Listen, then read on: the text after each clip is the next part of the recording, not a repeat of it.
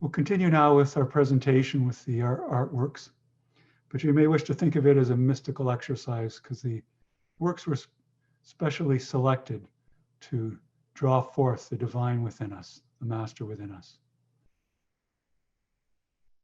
The picture here by William Tross Richards is part of his prolific career.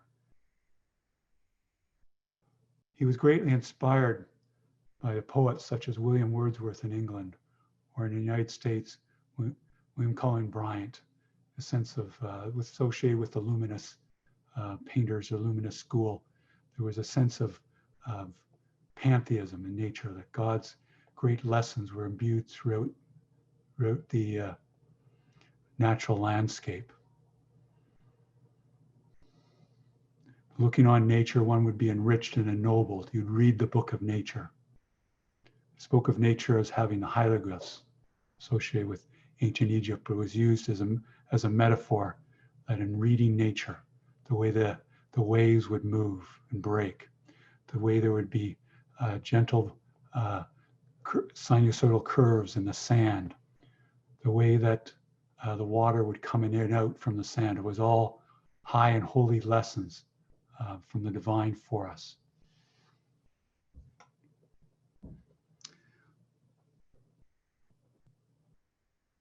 Now, to begin the presentation proper, we're going to speak about the Detroit Institute of Arts. I know many of you have lived in the area and visited it. Indeed, we have a Rosicrucian affiliated body in the area, Thebes Lodge.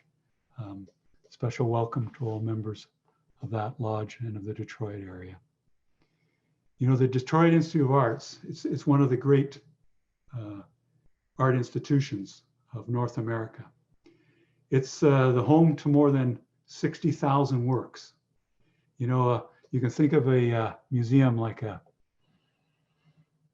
iceberg. At any one time when you go in, you'll just see a small fraction of the collection. For example, some of the works may be out on exhibits at other art galleries and museums, or some may be down in other rooms private to the public where they're getting restoration work done. The Museum of DIA, they're often just known by the acronym DIA, is meant to be a multicultural survey of human creativity from ancient times through to our modern period. You know, traditionally the concept of a museum has only been around for several centuries. Often things benefits we have in our modern life we may take for granted. The possibility to go to a museum or an art gallery and see great works of art, that's relatively recent phenomena. Part of the inspiration came from what was called cabinets of curiosities. They'd be little cabinets with various artworks or works associated with nature or science in them. Then that would, over time, that expanded to be whole rooms that you could visit and ultimately whole buildings, typically modeled after a temple. There was a concept, because many of the persons working on development of the museum were mystics and Rosicrucians. The idea that the museum would be a microcosm of the macrocosm, a little bit like Noah's Ark that we spoke about last week, that it would be representative of the entirety of the creative world, or entirety of the cosmos. It's inspiring too to note that the traditional Rosicrucian, Napoleon Bonaparte, was instrumental in the development of art museums. And many of them are very progressive in later years, where they would be a nominal charge or no charge at all to enter. So that no matter what one's socioeconomic background, one could go in and see beautiful, enriching works. It's to the DIA's credit, particularly in the last 15 years, it's reached out far more to the public and tried to be much more accessible to the people of the different races that are in Detroit, and be a welcoming place. You know, we'll go inside now, the DIA, and we'll go to the area where they have 19th century American landscape painting. I've selected a particular work I think you'll enjoy. It's by the Hudson River School painter, also associated with the Rocky Mountain School of Painting. Frederick Edwin Church. He was a renowned figure in 19th century. When he walked into the great opera house in New York City, where he lived and had a studio he would get a standing ovation. You can think his works of art were so beloved. This is a picture of Cotopaxi from a trip that he took to Ecuador. It's a painting from 1862. He did detail preparatory sketches. And then back in his studio in New York City, he would develop this work. You may have seen other works of Cotopaxi by him. He did many of them. One of the things I wanted to show you too is here we have the frames. Often the frames are great works of craftsmanship and artwork in themselves, along that highly complement the painting they're with. This is oil on canvas. Unframed, or the part that you're looking at, is approximately 4 feet high, 48 inches by 85 inches, so just over 7 feet. It's a huge work. It's quite awe-inspiring. Let's zoom in a little more on it here, and you'll see it. You'll see the beautiful touches of light from the sun that is breaking through the clouds, and we have the great Cotopaxi volcano that was erupting. At that time, many of the viewers of this, contemporary with the work, was, of course, the Civil War was going on in the United States, and many viewers viewed it as a great allegory of a nation that was in upheaval. But there was a sign of hope that harmony would come back, the divine order associated with the sun, just like we used in our meditation, which notice here over the lake forms a great cross here. Down below here, you'll see a figure of Ecuador with a llama, great waterfalls. It was meant to be a high and noble expression of God, this divine sense. The Hudson River School, like the Luminis, had a sense of mystical pantheism that was imbued on all things.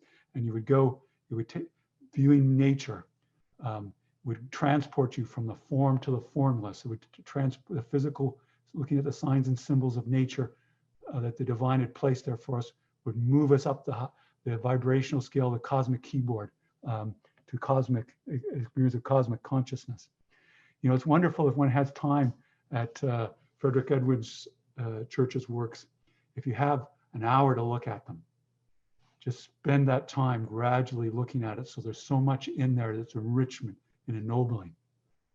I think you can get a sense of it, the great spectacular actions of nature, but also there's a wonderful stillness in the water. And also the way he's done the light and the trees, there's a wonderful stillness there, also associated with the birds soaring or flying here.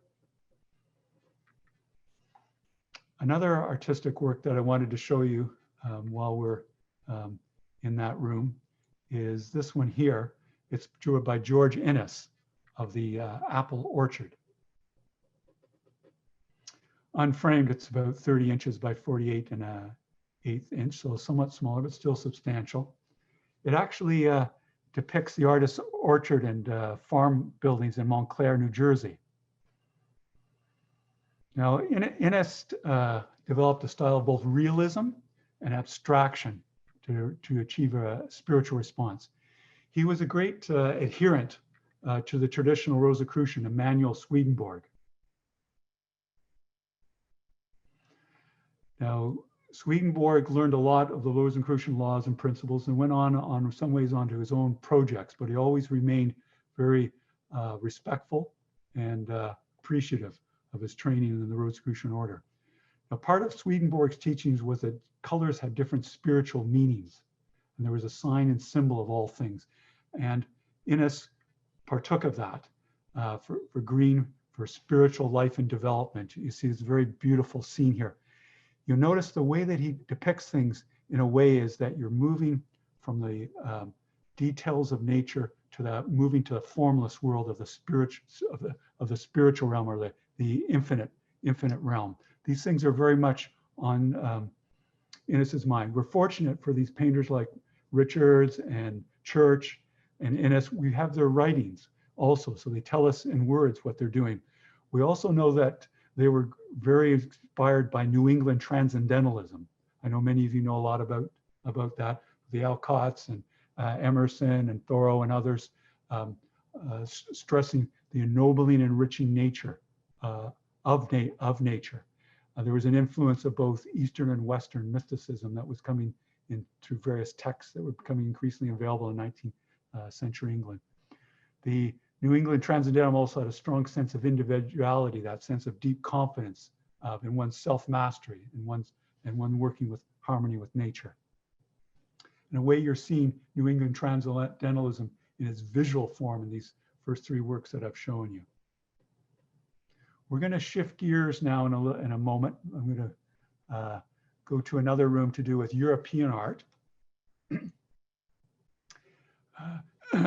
Here's a work by Giovanni di Paolo. He's an Italian work. He lived during the 15th century. He was born in 1399. And this is a depiction of St. Catherine of Siena dictating her dialogues. Now, the work dates from between 1447 and 1449. It's striking, though, that we see Catherine of Siena here, and she has a halo. Now, she wasn't canonized or made a saint or recognized by the church until 1461. So the work may not have been completed till that time. Now, I hasten to add that the Rosicrucian order is not a religion, but sometimes we'll look at religious work or works by persons that were of a particular religious background. And the Rosicrucian order helps us greatly appreciate our chosen religion's background or chosen religion if we have one.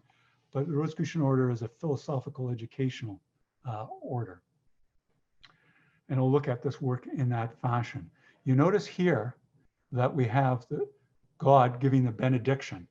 You notice that in particular it's with the right hand, which is where the vital life force flows down through. In a way, Catherine is looking, meeting the eyes at God. This is a way symbolic that she's following her inner guidance of the master within. It's interesting in this regard that the artist, Giovanni di Paolo, he did a series of at least 10 paintings on various mystical episodes in the life of Catherine of Siena. Now, she lived from 1347 to 1380. She was a Sienese tertiary or associated with the Dominican order. Now, we have contemporary accounts of her that she often experienced rapture. You remember last time I talked about harmonium, that harmony on all levels of our being. If we have harmony with the divine within, there's an experience of exaltation, rapture, and which Catherine often experienced. When she was in that state, she would actually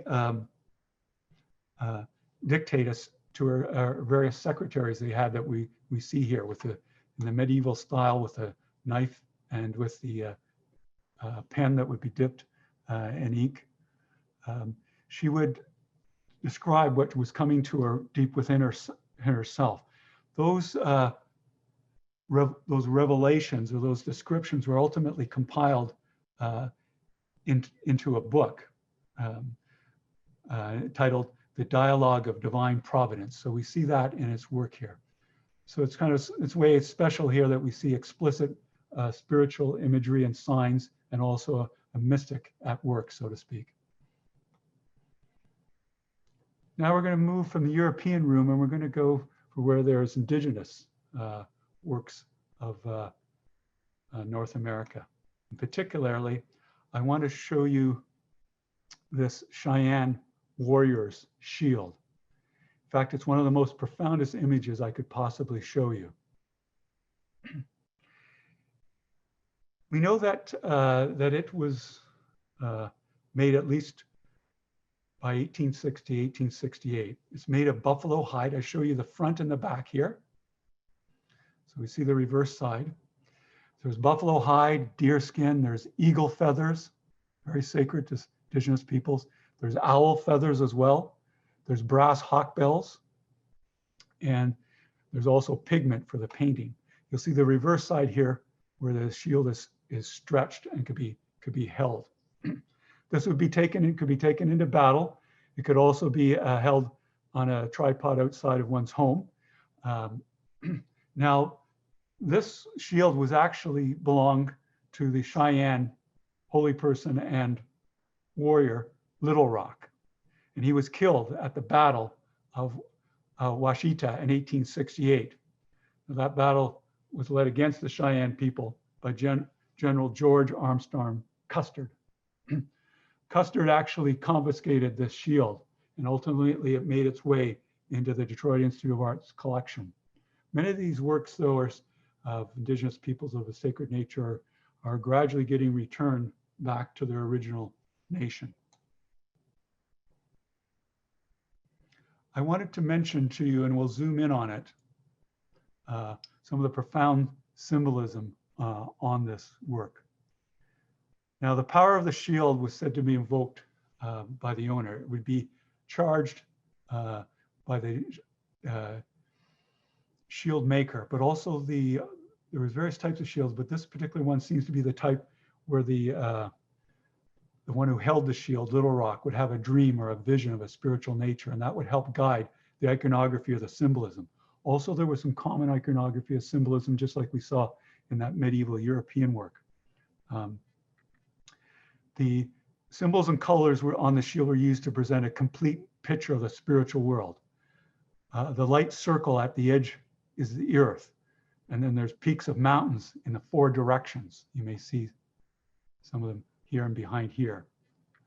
There's a crescent moon you'll also see above, and there's a group of 7 stars which represent a star cluster of the Pleiades. Pleiades, they're set against a blue sky, and there's 4 birds circling, particularly a large thunderbird, which is a divine messenger. Put this in a little more context for you. I'll put a diagram of the Cheyenne cosmology and worldview beside it, where you'll see, working with the sphere and the circle, there's the 4 directions that are given with the 4 mountains in the 4 direction here, and they have various attributes associated with them. For example, in the south, or I should say in the east here, is where there's birth, but also rebirth and death. But in the south, there's the adolescence, and there's the various colors that you can read there. For example, the south, the yellow, and the west, the red. Rest is associated with maturity during our incarnation, and the north with the elderly and with black. Various of these colors and conceptions would be used. You notice here they mention the stars and the Milky Way that is part of the upper level of the universe of the Cheyenne, referred to by the term Mahum. And there's the center of the universe, which is where the people are. And then there's the Earth's surface and the inner Earth. All of these things were depicted in, are suggested by the shield. So it's a very beautiful, profound work. It's something very special that we still have the opportunity to see this. And you could sense what a profound way of life that the Cheyenne lived in harmony with nature. Now we're going to move to another room where they have works of Asia and the Far East. I'd like to show you this work that's a tri-pitch of the seasons. And it's from the 19th century. It's by a painter named Sake Hotso, who actually was a Buddhist priest. Now, in the work, you'll see it's actually to be read from right to left. But looking over on the left, you'll find there's a snow-covered pine, which represents winter. Now, the moon in the middle, it stands for summer and autumn. So you have the two seasons there. And the cherry blossoms on the right welcome spring. In befitting with the artist being a Buddhist priest, but also the profound influence of Zen Buddhism in Japanese art. I want to mention to you a saying from the Buddhist master Wu Men from the year 1228, and that ties in with this work, because the idea of the seasons as a painting was a very common classic subject matter. The master Wu Men says to us, spring has white flowers, autumn has the moon, summer has cool breezes, winter has the snow. When useless things do not clutter your mind, you have the best days of life.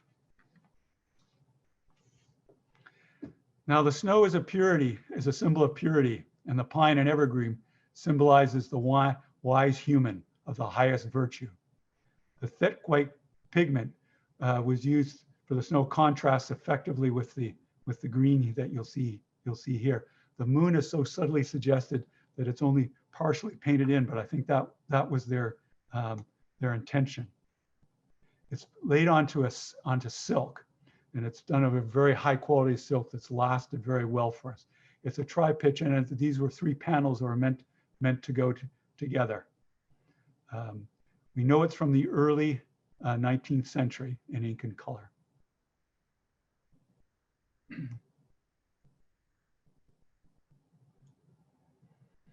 Now we're going to move to contemporary art and art. And here's a work by Wadsworth Jarl. It's entitled Three Queens. It dates from 1971. Now, Wadsworth Jarl was a member with his partner, who was also painter, Jay, and others of the Afro Cobra collective. Afro Cobra stands for African Commune of Bad Relevant Artists. And part of their purpose in art was to raise consciousness of Black aesthetics and Black rights. Because many of these works are going on with the great movement of the human rights movement in the United States. They'd also wanted to give back the great dignity of Africa, the wisdom of Africa and its traditions from there coming to North America and beyond. You'll notice there's various statements in here in the very bright colors, what Afro Cobra called the Kool-Aid colors. But Kool-Aid, not spelled like the drink, but spelled with C, or a capital C. You notice in there various statements that are of an inspiring nature. For example, Black women are beautiful. Let your hair grow natural, and various other statements that to be yourself, that you are right the way you are, that you have every bit as dignity as everyone else. So there's a great consciousness raising going on to do with Black culture and the wisdom of Africa and the great traditions of Black culture in the Americas. He did another wonderful work, and this one's entitled, the one you just saw was the, I should say is the Three Queens, and now you'll see the Woman Supreme. This is actually a homage to the artist's partner, Jay. So again, by Wadsworth Jarl.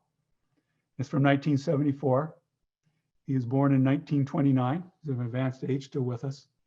It's a work that's about 45 inches high by 29.5 inches. And as I mentioned, Jay was also a member of Afro Cobra.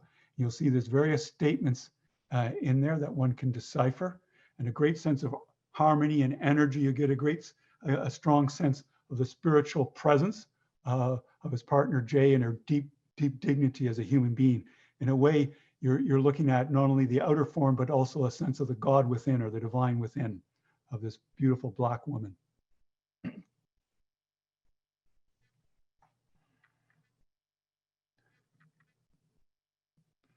Let's continue to look at some contemporary or fairly recent art. Here's a work by Betty Saar. She was born in 1926. Beautiful soul. She's still with us. This is entitled Beyond Midnight, and it was a multimedia work, an assemblage on wood. It dates from 2002. An alternate title is in the French, the Magie Noire. Now, its dimensions are 26 inches by 18 inches by about 2¼ inches thick.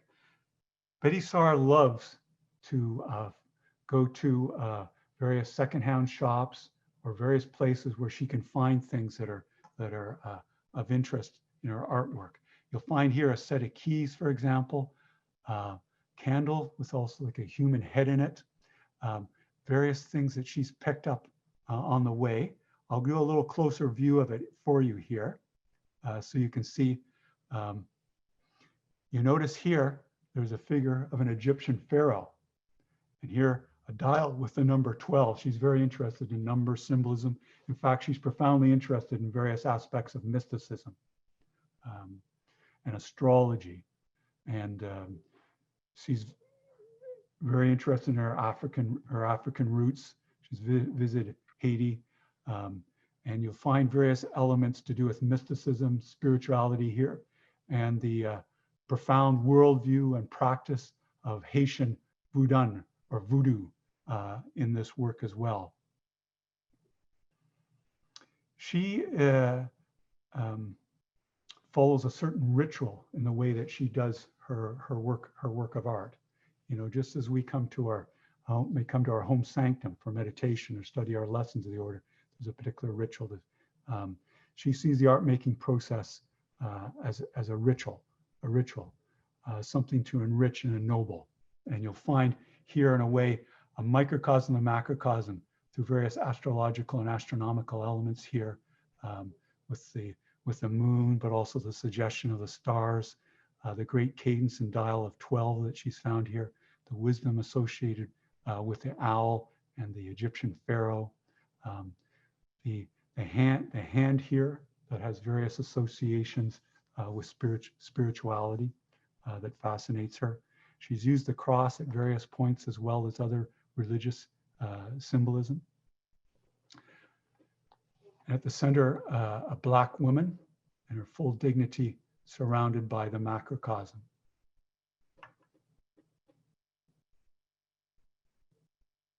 There was one more work I want to show you before we finish up. We're going to go to the Diego Court. It's one of the large halls or rooms in the Detroit Institute of Arts.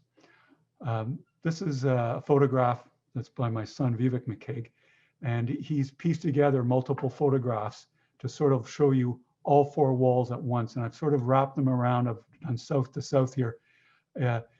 Diego Rivera, who's a Mexican, he was born in 1886 and he lived past through transition in 1957. He painted what's called here the industrial murals during 1932 to 1933. Yes, it was during the Depression period in the United States. Now Diego Rivera is the partner of the renowned Mexican painter Frida Kahlo, that I think many of you would love. I much appreciate her work as well.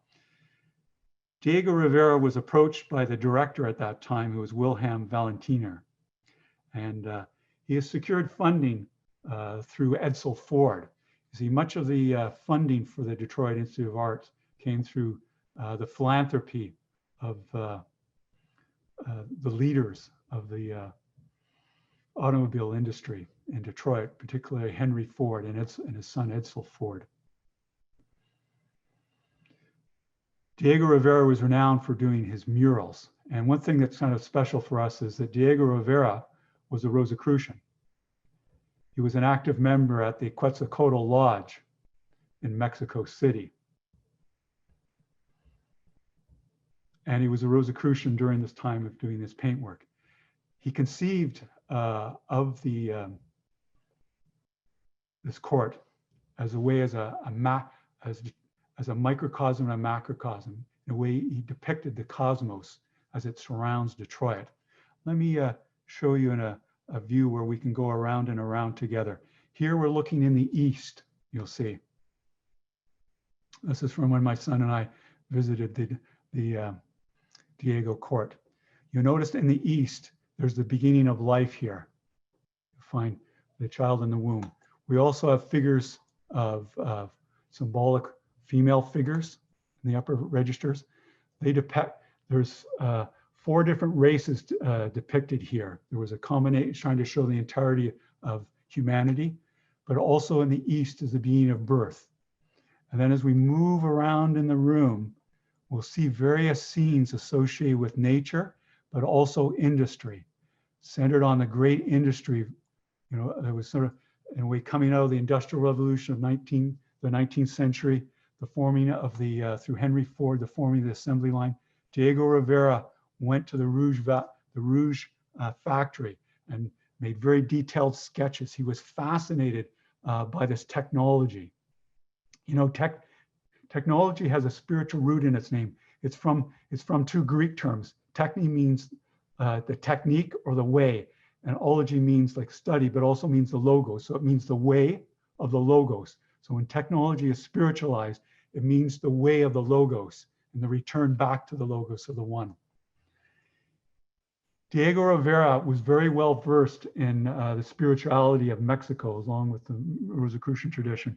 He had been to many of the major Mexican sites of the Mayans and the Aztecs.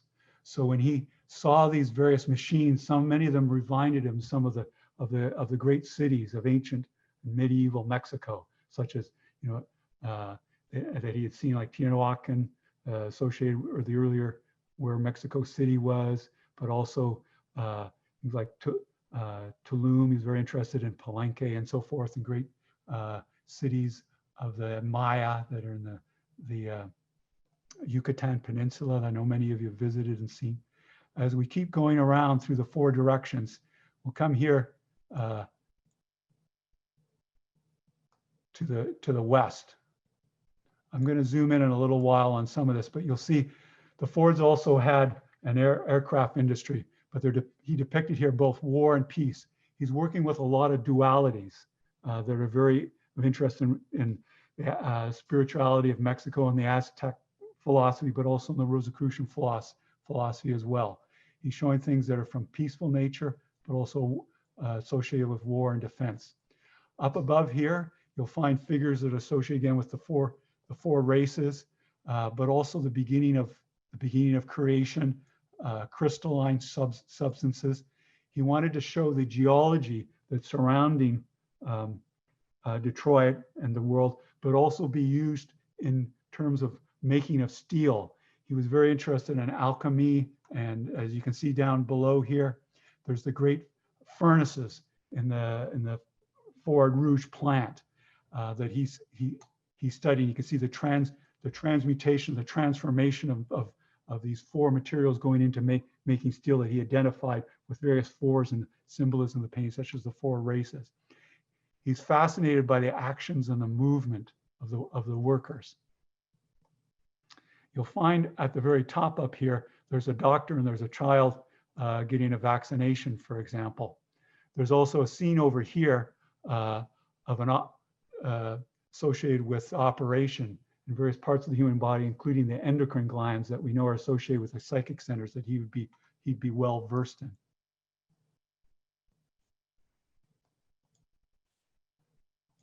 I'm coming back around where we are. You'll notice at the top above, there's a great skylight that helps light the room. So you have that natural light, and yet it's not hard on the 27 fresco panels. You know, he painted intensively over 8 months. He had a group of assistants though, but it's often common for him to work 15-hour days. In laying out the works, he actually used the golden section. That's not us coming back and thinking, okay, yeah, it matches up with the golden section. You can see he was laying out things using the golden section, and he would do his preparatory drawings and in his lines that he would draw to help the golden sections, of course, associated with as above, so below. The part is to the smaller part to the larger part, and the way a line segment is cut is like the larger part to the whole. He would use that in this to also another way to connect it up with the harmony of the cosmos.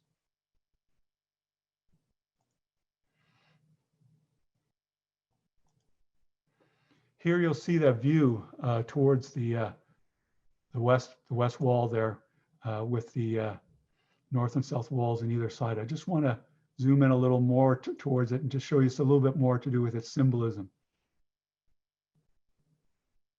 Come closer in. It's quite an awe-inspiring place. You know how Valvidavar, the pen name for past imperator Ralph M. Lewis in his book on Whisperings of Self, he mentions one of his aphorisms to the effect that a place is not made sacred by its form or function alone, but also in the state of awe that inspires in you. In a way, many of us said that in regard to the Diego court, your jaw drops. There's so much to take in of an inspiring nature. There's a sense of awe and a sense of the sacred in the way that Frater Diego Rivera has constructed the space. As we move in closer, I wanted to show you a little bit more of some of his symbolism that he built in. You'll find that there's birds and sunflowers and the various spiritual associations with them, but also very close in on this one register and panel. You'll see actually there's a head. He modeled it after George Washington because he was very taken with George Washington as a great reformer in society. And also there's a half his head and then a skull. This is part of the great duality symbolism that's throughout the Detroit industry murals. It's thought to be based on the Tlachtlico image that is a life and death figure in ancient Mexican sculpture. You notice we have the fish here. We also have boats that are help with bringing the raw materials on the Great Lakes to Detroit, and here rubber workers in different parts of the world. He has sort of this microcosm of the industry and of human activity and of nature in the world. Another feature that Diego Rivera was fascinated by the machinery. For example, one of the great machines of the Ford factory, we know he likened it explicitly to the Aztec god Cotlic, who was a creation goddess and a very formidable one at that. He found that reminded him very much of this great machine, this particular great machine to do with the manufacturers of cars. He actually even adjusted his proportions a little bit to be a little bit more like the goddess Cotlic here.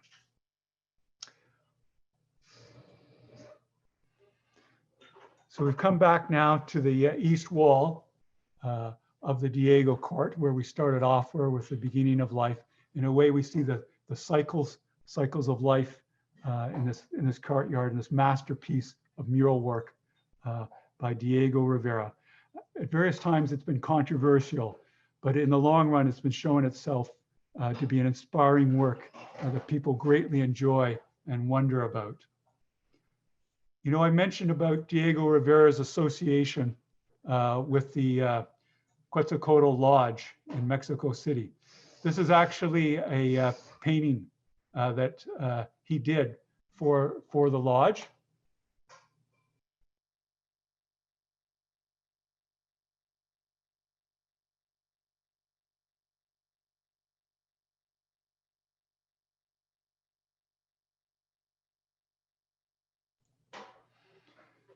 This work is actually, this image you may have actually seen from the Rosicrucian Digest that was celebrating 100 years of Rosicrucian Park.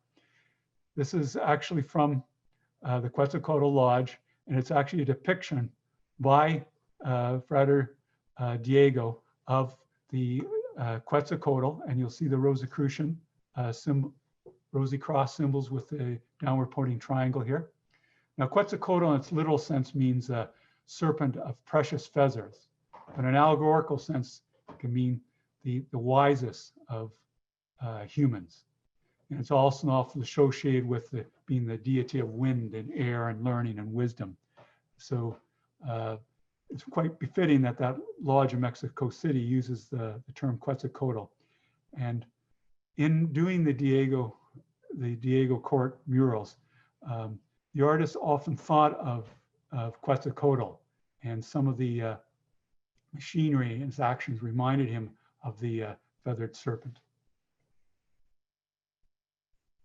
Okay, we're coming to a close now.